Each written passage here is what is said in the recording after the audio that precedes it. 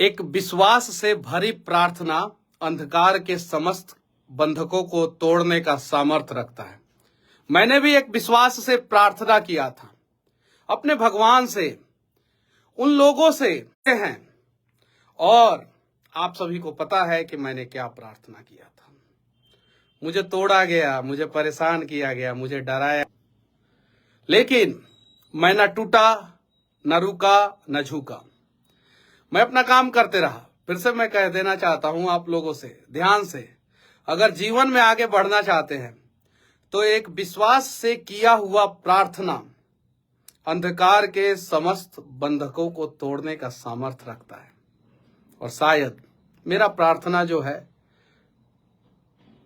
सुना जाएगा।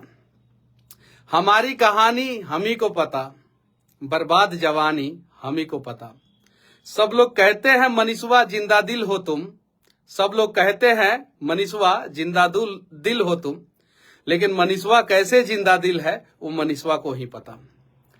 बस बिहार में एक तूफान आया हुआ है, और जब से मैं जेल से बाहर निकला हूं वो तूफान ना जाने कितने सारा बवंडर का रूप लेके जो है ना जाने कहां कहां क्या क्या कर दिया है। मान और सम्मान की जब लड़ाई हो ना, सुन लीजिए ध्यान से आप लोग, जब मान और सम्मान की लड़ाई हो, मान सम्मान और अभिमान की लड़ाई हो ना, तो अकेले रह लेना, लेकिन किसी के सामने झुकना मत। जब मान सम्मान अभिमान की लड़ाई हो तो अकेले रह लेना, लेकिन किसी के सामने झुकना मत। खुद को टूटने न देना। खुद का सम्मान करोगे ना तो दुनिया तुम्हें सम्मान करेगी। बहुत सारे लोगों ने बोला, बहुत बोलता है मनीषवा। मनीषवा केवल बिहार और बिहार के लोगों के लिए बोलता है। नया मुख्यमंत्री देखने को मिलेगा बहुत जल्द आप लोगों को, उप मुख्यमंत्री भी नए होंगे। कहानी अभी खत्म नहीं हुई है, अभी तो शुरू कर रहे हैं हम लोग। और अब राजा के बेटाओं की कहानी नहीं लिखी जाएगी, अब गरीबों की कहानी लिखी जाएगी, उनके स्वाभिमान की कहानी लिखी जाएगी, उनके साथ जो अपमान हुआ है उसकी कहानी लिखी जाएगी। अब बड़े बड़े राइटरों जो है ना, महलों में बैठ के राजकुमार के बारे में नहीं छापेंगे, अब उनकी कहानी छापेंगे जो मान और सम्मान की लड़ाई में अकेला तो रह जाते हैं लेकिन कभी टूटते नहीं हैं। विनती है आप सभी से, किसी को इतना मत दबाओ कि उसके बाद से उसके अंदर का डर और भय खत्म हो जाए। अभी भी मेरे खिलाफ बहुत सारा साजिश हो रहा है, सारे चीजों से पर्दा हटाऊंगा। जो करना है कर लीजिए, फर्क नहीं पड़ता, ठीक है। बवंडर आया है बिहार में, और ये बवंडर जो है ना राजनीतिक पॉलिटिकल बवंडर है, ठीक है। बवंडर के बाद क्या होता है पता है ना, जितने रास्ते में जो है धूल मिट्टी जो होता है ना वो सब साफ हो जाता है और रास्ता सीधा हो जाता है, ठीक है।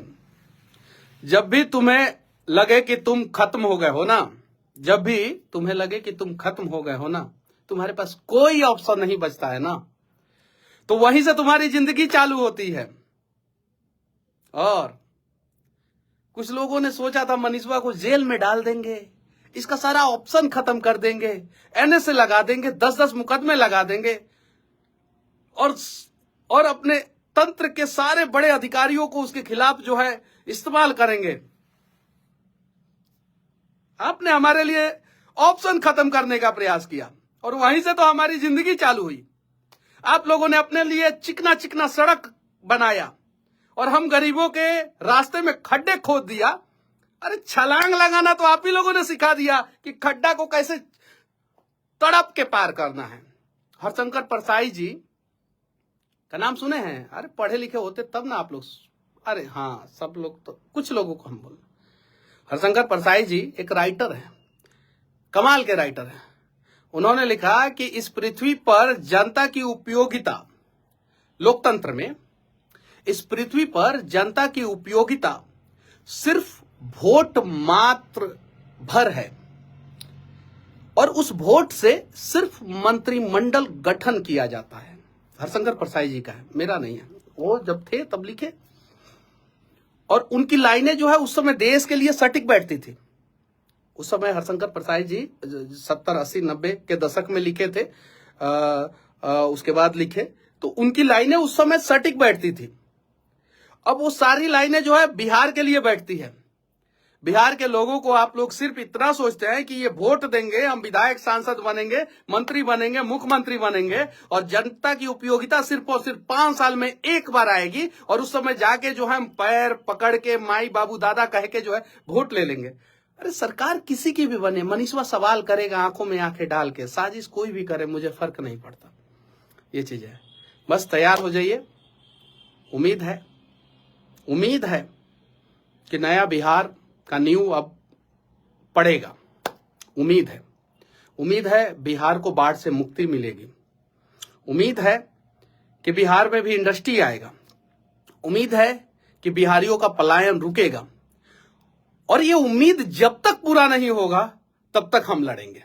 और इस बात का भी उम्मीद है कि जब तक हम बिहारियों के सारे उम्मीदों को हमारे यहाँ के नेता पूरा नहीं कर देते, तब तक हमारी लड़ाई जारी रहेगी।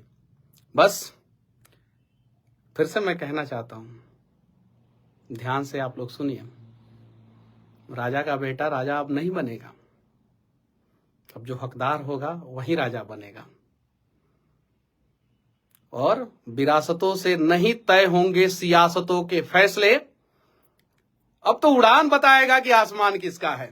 जय हिंद।